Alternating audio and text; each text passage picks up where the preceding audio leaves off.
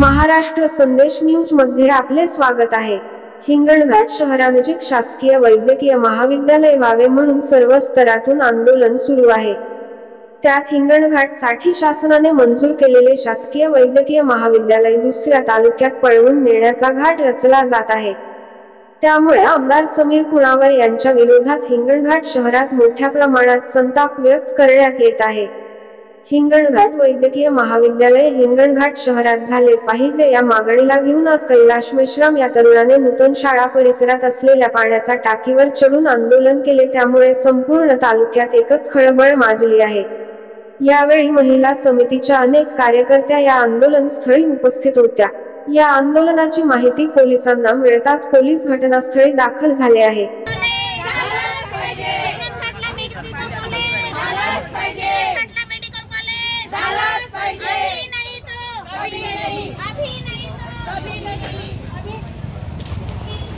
चालू केलं